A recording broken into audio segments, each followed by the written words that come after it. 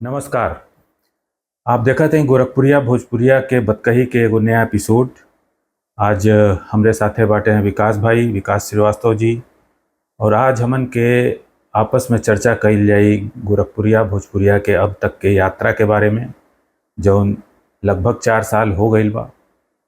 और आप लोगन के ए यात्रा में अपन सहभागी बनौले के का प्रयास हमन के कैली, कैसे सहयोग मिलल, ये सब पे चर्चा कइल जाई। तो विकास जी, बहुत बहुत स्वागत है आपके स्टूडियो में। तो हमें ही शुरू करें कैसे? हाँ, बिल्कुल बिल्कुल शुरू करें। दर्शकन से ही बतावल चाहते हैं कि आज से 4 साल पहले गोरखपुरिया भोजपुरिया के शुरुआत भइल विकास जी से एक तो बतकहिए के दौरान बातचीत होत रहल बियाहे के। तो ये कहलें कि यार हम तो अपन शादी के कार्ड जौन बा, बियाहे कार्ड भोजपुरी में छपौले रहली। अब बड़ा चर्चा ओकर भइल रहल। तो वही समय हमके ये पता लगल, अंदेशा भइल कि ये भोजपुरी में बहुत ताकत बा। अब भोजपुरी कोनो मामला में अंग्रेजी से या हिंदी से कम नाई बा। तो वही दिन ये सोचलें कि भोजपुरी के लेके कोनो काम कइल जाई। अब फिर ओकरे बहुत साल बाद हमन के भेटैली तो ये चर्चा भइल कि एगो गोल बनावल जाए, जेमें शहर के हर वर्ग के लोग जुटें, जे भोजपुरी बोलल चाहेला, जे भोजपुरी के प्यार करेला, जे भोजपुरी लिखल चाहेला। और गोरखपुरिया भोजपुरिया के जन्म भइल। और ओकरे बाद धीरे धीरे हमन के आगे बढ़त बढ़त आज यहाँ आइली। अब विकास बाबू से पूछल जाए कि उनकर कैसन अनुभव बा ये यात्रा में। बहुत अद्भुत अनुभव बा मिश्रा जी। सबसे बड़ी बात ये कि एक भाषा के लेकर के जो हम लोगों के अंदर एक लगाव रहे, ओके कैसे एक जैसे हम मेन जो कमी दिखत रहे वो ये कि जो एक वर्ग है ओकरे की यहाँ ये भाषा खत्म होत रहे धीरे धीरे, चाहे ओके शहरी कह ली या कोई और वर्ड यूज़ करके कह ली, तो ओकरे घर परिवार में ये भाषा खत्म होत रहे। तो ये मन में हमेशा ये बात धीरे धीरे करके बने लगल कि अगर हम लोग एके अगले जनरेशन तक पास नहीं करल जाए तो ये भाषा खत्म हो जाए। साधारणतः हर व्यक्ति यही सोचेला या लगेला हम लोगन के कि कैसे खत्म हो जाए। शायद 100-200 साल के कल्पना नहीं रहेला। लेकिन एक धीरे धीरे करके अगर हम अपने ही घर से, अपने ही परिवार से एक तुलना करल स्टार्ट कर दी तो ये देखल जाए कि वो धीरे धीरे करके एक समय आवेला कि पता चला था कि 1 पीढ़ी 2 पीढ़ी के बाद वो भाषा ही वो परिवार से खत्म हो गई। तो इसे ना मालूम कितने घर परिवार हमन के जौन पीढ़ी बा तो अपने माई दादा से, चाहे दादी से, नानी से भोजपुरी में बतियावल जात रहल है। बतियावल जाला। लेकिन हमरे बादे के जौन पीढ़ी बा उ तनिको भोजपुरी न जाने ले, न बतियावे ले और न बतियावल चाहे ले। तो ये जौन एक तो टैग लगल बा कि भोजपुरी बहुत कमतर भाषा है, चाहे नया पीढ़ी के अंदर ये भाव बा कि भोजपुरी बोलले पे तनी हम बैकवर्ड लगब। तो ओके कैसे तुरल जाए एकर हमन के बहुत प्रयास कैली कि आपस में जो जितना सदस्य बाटे ते अपने घरवे में बोलल शुरू करें। कहीं पे भी जहाँ ओके प्लेटफॉर्म मिले और एक धीरे धीरे करके जो भोजपुरी के वर्ड्स हैं, शब्द हैं, ओकर प्रयोग करल। जैसे हम लोग जुटान शब्द के प्रयोग स्टार्ट कैली तो आज ओकर परिवर्तन हर जगह देखे के मिला। सब जगह जुटान शब्द यूज होता, बतकही हवे, है ना। तो ये तरह के छोटे छोटे जो शब्द है जो अपने आप में बहुत परिपूर्ण शब्द हवे, मतलब वो शब्द के इंटरप्रिटेशन बहुत गंभीर भाव है और कंप्लीट भाव है। ओके सुनते ही समझ में आ जाए का है। तो ये तरह के शब्दन के प्रयोग और पढ़ल लिखल वर्ग एक प्रयोग करे, इस शब्द के प्रयोग करे तो धीरे धीरे ये नई पीढ़ी में भी ओकर जानकारी बढ़ी और वो शब्दन के प्रयोग की मात्रा बढ़ी। जैसे जैसे लोग प्रयोग करी हैं तो लोग जाने लगी हैं। नए बच्चे या कोई भी घर परिवार हम ही आप से चलेला और हम ही आप से जो मने जो तौर तरीका अपनावल जाला वह पास ऑन होला अगले जनरेशन पे। तो हम लोगन के भी कोशिश करे के चाहिए और वही मकसद से ये हम लोग गोरखपुरिया भोजपुरिया के शुभारंभ कैली। और आज 4 साल के एक अद्भुत यात्रा, अद्भुत लोग और हर तरीके से समर्पित लोगन के एक जमावड़ा ऐसा भइल बा कि वो अपने आप में एक अलग ऊर्जा दे देता। हम लोगन के भी एक ऐसा ऊर्जा दे देता कि काम धाम छोड़ करके वही में लग जाए।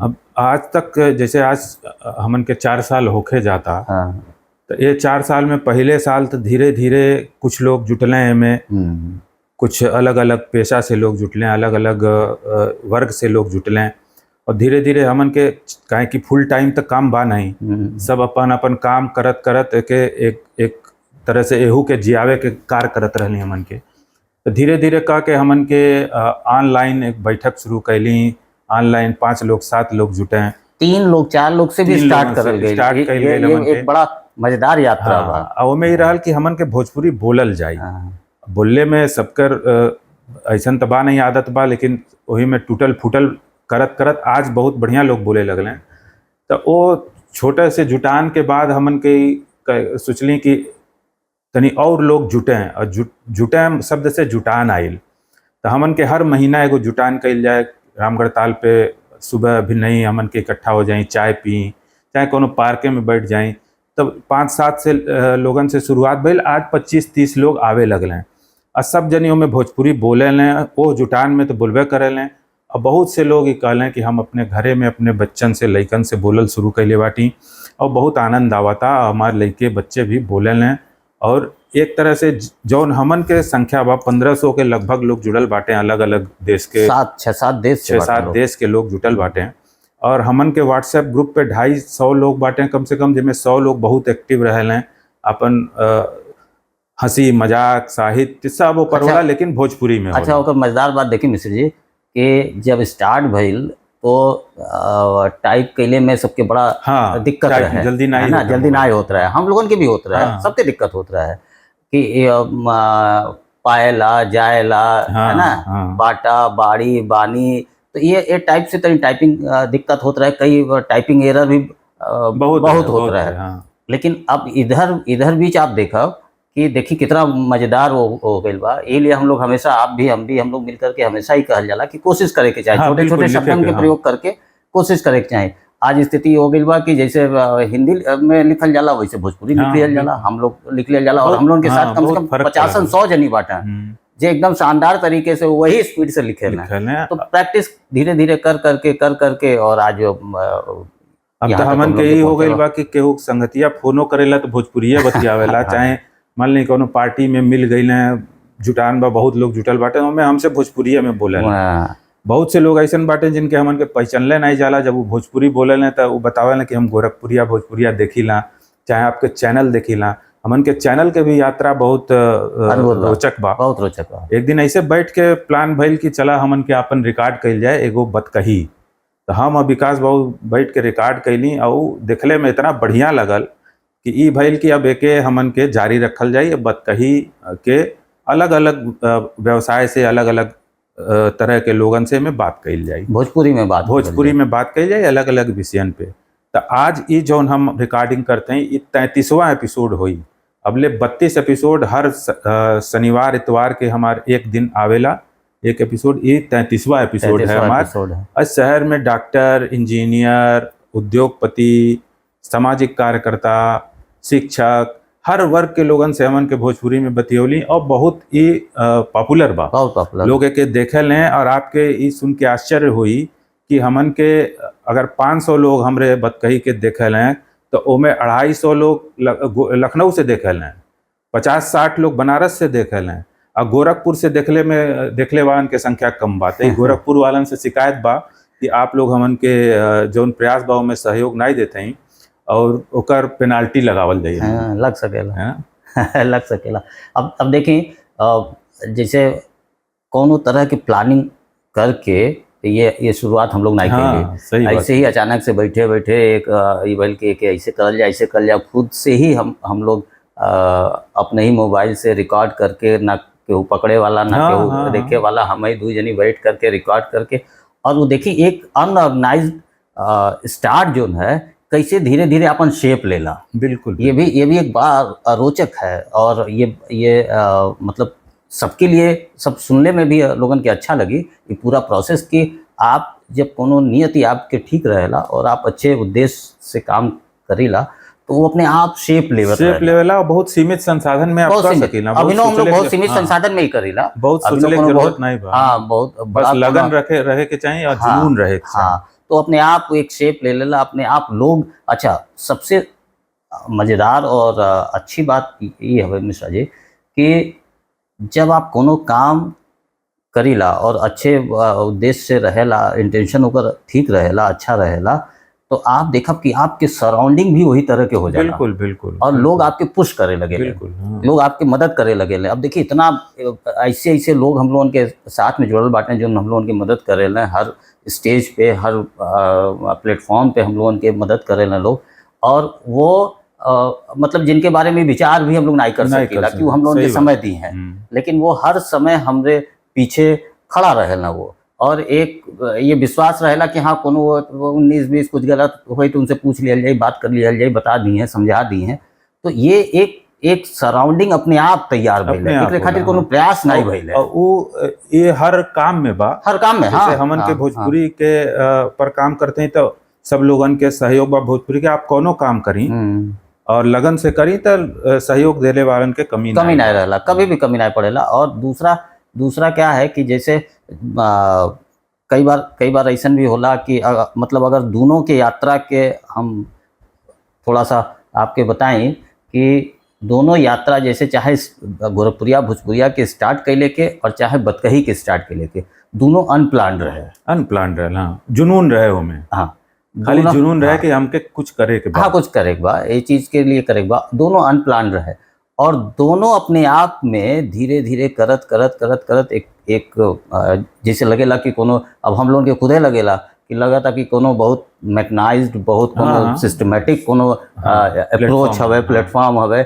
अगर आप बाहर से देखी तो ये लगेला, ऐसे ही लगेला, लेकिन एक जब स्टार्टिंग फेज के अगर देखल जाए तो वो समय ये बात के कल्पना करल भी मुश्किल रहे कि ऐसे भी होई या ऐसा कुछ हो सकेला, और ना ऊपर दिमाग भी जाए, ऐसा कोई दिमाग नहीं जाए। बस यही एक विचार रहे कि एक जो समाज में पढ़ा लिखा वर्ग है वही भाषा के वैसे ही प्रयोग करे जैसे कोई अन्य भाषा के प्रयोग होला, भाषा के सम्मान वह मिले, हाँ, वही पूरी भाषा के सम्मान, और ओकर एक्सेप्टेबिलिटी भी उतने ही रहे जैसे हिंदी के है, अंग्रेजी के है, वैसे ही भोजपुरी भी एक भाषा है, तो भाषा के भी एक्सेप्टेबिलिटी वही लेवल के रहे, उसे कमतर ना होके।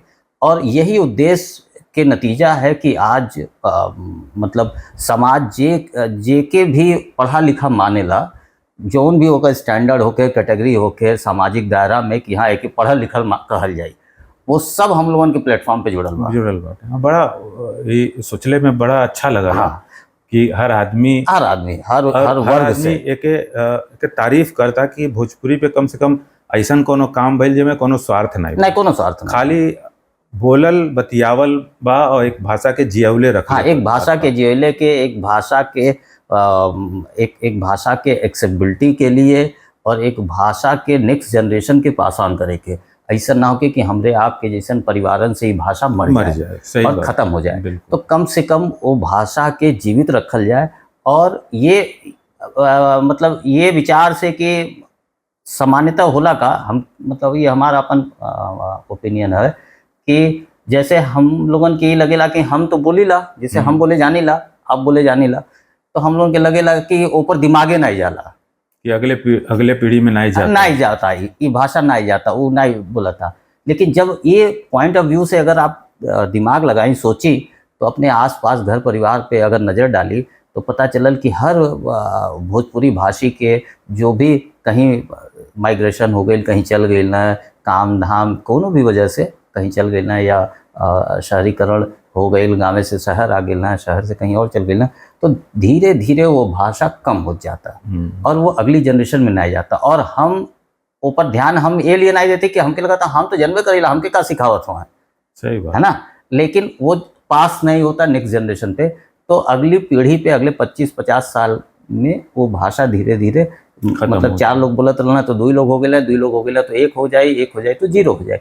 ये जो 4 से 0 के प्रोसेस बा, 4 पे हमन के रोके बा, प्रयास करे हम लोगों के ऊपर रुके। और ये सबके भी जितना भी हम लोगों के देखे वाला बाटा या जे भी हम लोगों के देखी सुनी, तो ओके ये बात की जरूर विचार करे के चाहे कि आप 4 से जो 0 वाला प्रोसेस है उमन समय लग सकेला, लेकिन हो ही जरूर अगर आप पे काम नहीं करो। उमन 25 साल, 50 साल, 100 साल लग सकेला, लेकिन अगर आप ऊपर काम नहीं करब तो जो ट्रेंड हवे, जोने तरह से हम लोगों की भाषा चलता, वो हिसाब से ओके 0 तक ओके पहुँचे के बा। आपके घरे में, हमरे घरे में, और हमरे जैसन आप जैसन हजारों लाखों घर बा, तो वहाँ पे कम से कम एके रोकल जाए और एके प्रयास करल जाए कि जो नई पीढ़ी है ओके ए भाषा के जानकारी होके बोले और वो के बतियावे। बोले बतियावे एक भाषा के रूप में। जब बढ़िया अच्छे लोग अच्छे प्लेटफॉर्म पे पढ़ल लिखल लोग देखिए, जो सबसे बड़ा हमके अपन व्यक्तिगत हमारा विचार है कि जो सबसे बड़ा एमन एक रुकावट है कि एक बैकवर्ड लैंग्वेज, और ये हमारा आपके दिन नहीं है, बहुत पहले से बहुत है। पहले से है, और बीच में जो एक हवा आयल अश्लील ये तो गाना बहुत के, बहुत अश्लीलता के जो मान ली तमगा लग ओकरे गई। पहले भी लगल है। ये ओकरे तो पहले रहा, लेकिन ओकरे पिछले पहले भी 2 रहे। दशक में हम देखा था कि लोग ऐसे अच्छा दूरी बना लेना भाषा से। अच्छा ये बताएं कि 2 दशक माने 20 साल, 20 साल है ना? मतलब हो 20 सकला ये हमरे होश के बात हो गए, हाँ पहले हो हाँ गया। हाँ। हाँ 20 साल। अब आप ऐसा समझिए कि ये 20 साल में हमके हम्म। आपके तो ए पर खरा उतर जाए चाहत रहे अगर हाँ, भाषा की मान्यता हम लोगों के रहत त, है ना? हम लोगों के तो हो जाए चाहत रहे, लेकिन जबकि ये हम लोगों के होशो हवास की चीज हवे, तो यानी एक मतलब ये बहुत पहले से चलल आवता। ये 10-20 साल के काम नहीं हवे, बहुत पहले से ये चलल आवता। जैसे जैसे एक तादाद बढ़त गई हवे, जो बैकवर्ड के ठप्पा लगल ओकर तादाद धीरे धीरे बढ़त गई। ये 20 साल में और बढ़ गई। ये ऐसा नहीं बा कि 20 साल के हुए, ओकरे पहले भी एक पढ़ल लिखल के मतलब कि मैंने ये भाषा के छोड़ल, हाँ, है ना?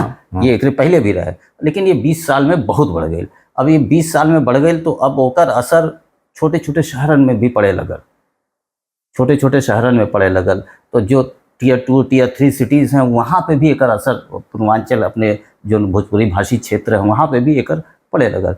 तो अब ये एक संकट के विषय है कि अगर ये खाली गांव के लोग ही एकर जिम्मा उठाई हैं ये भाषा के, और वो गांव के लोग शहर में आ जाई हैं तो वो नहीं बोलिए। तो यही से ही समस्या बढ़ी। ये समस्या बढ़ जाए। तो ये भाषा के एक बचावे के लिए, एक रोके खातिर एक बहुत ज़रूरी है कि जो पढ़ा लिखा कम्युनिटी है, जो मतलब सामाजिक मापदंड में पढ़ा लिखा जेके कहल जाला, तो वो ये तरह के मतलब भाषा के यूज़ करे और नए बच्चन के भी ये भाषा के सिखावल जाए।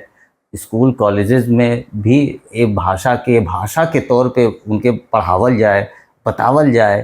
तो ऐसे एक पर हम लोग भी माने आप और हम लोग भी ये पर विचार करल जाता कि स्कूल में भी जो मॉन्टेसरी है, जो कॉन्वेंट है ना, वहाँ पे भी एक आधा घंटा के एक सेशन भोजपुरी खातिर रखल जाता कि नए बच्चे हम लोगों के काम है, वो सबसे ज़्यादा जिम्मेदारी हम लोगों के यही है कि नए बच्चन के इन शब्दन से, ये भाषा से अवेयर करावल जाए, जागरूक करल जाए। और गार्जियन के काम है, जो भोजपुरी भाषी गार्जियन हुए उनका काम है कि ये भाषा के अपने बच्चन के सिखावें, पढ़ावें, बतावें, बोलें, तो कम से कम ये भाषा जीवित रहे और एके हम लोग आगे ले जा सकें। तो भाई आप सुनत रही हैं गोरखपुरिया भोजपुरिया के ये एपिसोड में अपने हमन के यात्रा के बारे में बतियावत रही, और यात्रा बहुत रोचक रहल। आप सब लोगन के बहुत सहयोग रहल।